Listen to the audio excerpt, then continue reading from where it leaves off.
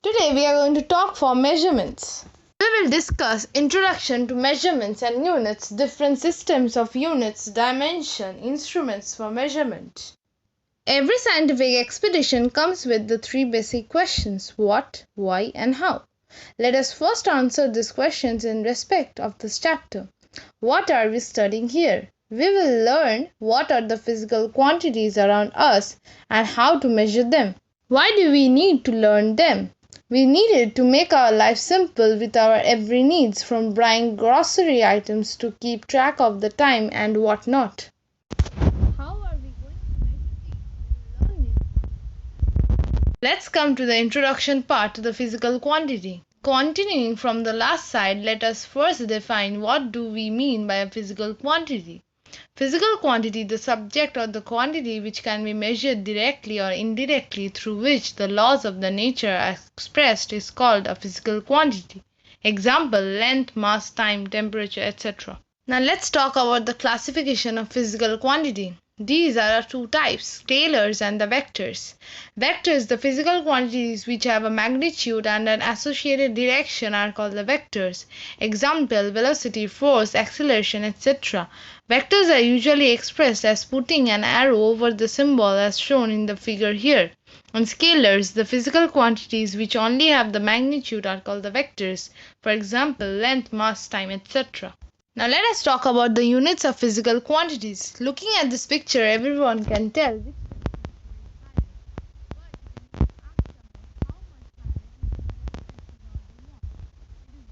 quantify without a reference scale. This reference scale here is called the unit. The unit is the certain amount of a physical quantity which is taken as the basic reference to measure the specific physical quantity is called the unit for that quantity. For example, the units are of two types: fundamental units and derived units. Now the fundamental unit is one which don't depend on the other units and using which other units are described are called the fundamental units. For example, units of length, mass, and time. And the derived unit is one which are derived by using one or more fundamental units and are called the derived units. For example, units of force, acceleration, velocity, etc. Now let's discuss and talk about the different systems of units. Currently there exist two systems of units accepted by the scientists worldwide. One is called the CGS or the centimeter gram second system, and the other one is the SI or the MKS or meter kilogram second system. In this system, for the CGS, there are three fundamental units. The unit of length is centimeter cm, the unit of mass is gram gm, and the unit of time is second s. And in the SI system, there are a total of 7 fundamental units. The fundamental quantity length and the SI unit is meter and the symbol is m. For mass it is kilogram and the symbol is kg. For time the SI unit is second and the symbol is s. For electric current the SI unit is ampere and the symbol is A. For the temperature the SI unit is Kelvin and the symbol is K. For the amount of the substance the SI unit is mol and the symbol is mol. And for the luminous intensity the SI unit is candela CD. I hope this much is clear to you all. Now let's discuss about the few rules regarding the symbols of the units. The units which are associated with the name of the scientist would be in capital letters. For example, Newton, N will be in capital letter, Coulomb, C, etc. All the others will be in small letters as gram, G, or meter, M. The units should not have any s or es as a suffix to imply the plural. For example, 70 kgs is wrong, it will be 70 kg only. No dots should be used in between or at the end of a unit. For example, C.M. is wrong, it will be cm only. If it happens that the two units are being multiplied, then a dot should be used in between the two units. For example, meter m into second s should be written as m.s. A division sign could only be used once. For example, it should be meter per kg.s and not meter per kg per s. Unitless quantity. There are a few quantities which do not have any unit due to the fact that they are derived from the ratio of the two units for the same quantity.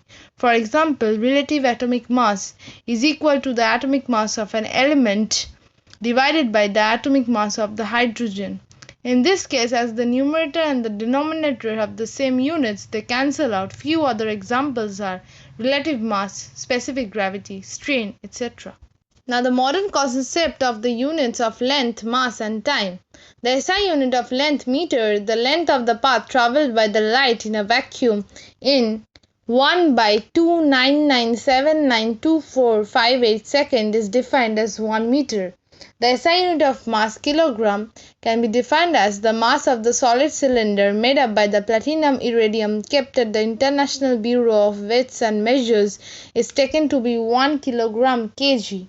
And the SI unit of time, second, the time taken by a certain wavelength of cesium-133 atom to complete 919263177 full vibration, it is defined as 1 second. Few units. The unit of volume, CGS and SI units of volume are cm cube and m cube respectively. Also for the liquid, the liter is used as the unit. The volume of 1 kg water at 4 degrees centigrade or 277 K is defined as 1 liter L. 1 liter is equal to 1000 centimeter cube and 1 kg is equal to 1000 gram and 1 meter cube is equal to 10 to the power 6 centimeter cube, which is 1000 into 1000, which becomes 1 liter. The unit of density. The density is defined as the mass per unit volume, which is the CGS and the SI units of density are gram per centimeter cube and kg per meter cube respectively. Shall we do an exercise to understand it a bit further? The mass of a 50 centimeter cube mercury is 680 gram. So what is the density? Density D is equal to mass M by volume V. Here M is equal to 680 gram and V is equal to 50 centimeter cube. So then D is equal to M by V, which means 680 gram per 50 centimeter cube, which gives us the value 13.6 gram per centimeter cube. In this slide, you will know that the units applicable for the short and the large dimension. Please study the chart given below. The smaller units are used while someone talks about the very tiny object like the atom, and the large units are used when we talk about the large distance like the distance of the stars or the mass of the stars. For example, the average distance of the sun from our planet is called 1 astronomical unit AU. 1 AU is equal to 1.496 into 10 to the power 11 meter. This is used to measure the distance between the stars. The path traversed by the light in 1 year is called the 1 light year, where 1 light year is equal to 9.46 into 10 to the power 12 kilometer. To measure the mass of an atom, atomic mass unit U is used. 1 U is equal to 1.66054 into 10 to the power minus 27 kg. Now let's discuss the dimension. In the scientific expedition, the used units are somehow related to each other, and to know the relation between them, we need to knowledge of dimension. For example, velocity v is equal to distance L divided by time t. So the unit of velocity is equal to the unit of distance into unit of time to the power minus 1. Then the dimension is computed as Lx t to the power minus 1. Here are some quantities given. For example, the length, the dimension for that is m to the power 0, L and t to the power 0, and the unit is m. You need to learn the dimensions properly, as it is going to help you for solving the numericals as well. Now, what are the instruments for measurement? There are some instruments which helps us in measurements. It may happen that some measurements cannot be done directly. For example, the height, these are computed indirectly. The smallest minimal amount of a physical quantity that can be measured by an instrument is called the minimum measurable amount for that instrument. In the following, we will get to know that some of the instruments. The common measuring scale. To measure a distance between the 2 points, we commonly use a measuring scale or a meter scale. This scale contains millimeter, mm, and centimeter, cm indication. The object we want to measure is placed at O, marking of the scale, and marking at the other end gives the length of that object. While doing the measurements, the eyes should be fixed at the perpendicular position to the ends of the object, or there will be an induced error known as the perpendicular error. Indirectly, by using this scale, you can even measure the breadth of the page of your textbook. Using the scale, you can measure the breadth of your textbook, and then if you divide it by the total number of pages, you will get the breadth of one single page, as shown in the diagram given in the right hand side of your PPT. Now let's take a look. Common mass balance. This instrument is used to measure the mass of the object. Basically, it is measured by comparing it some standard mass as shown in the picture.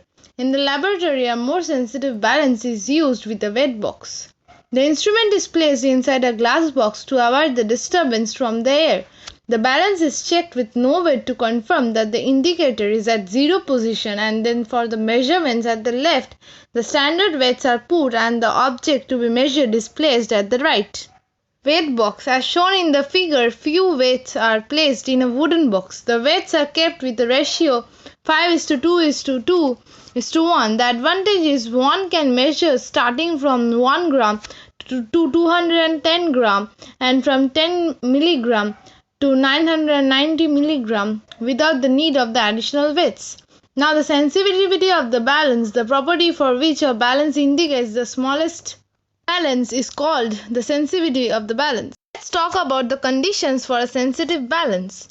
The beam will be lengthy, the balance should be light, the indicator should be long enough, and the center of the gravity should be closer to the support amber. Now the properties of a good balance. The balance should be sensitive enough, the balance should be rigid, it should be errorless, the indicator should show zero without weights, it should be highly stable, and both the arms should be equal in length and mass so as the scale bends.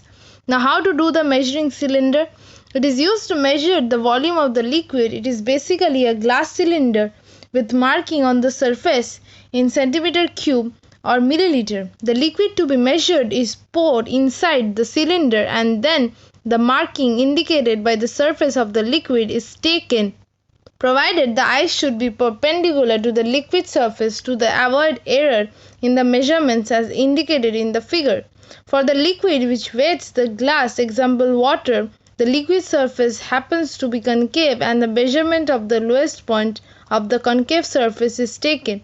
For the liquid which does not weight the glass, example mercury, the liquid surface happens to be convex and the measurement of the upper point of the converse surface is taken, as shown in the figure in the right hand side of the PPT.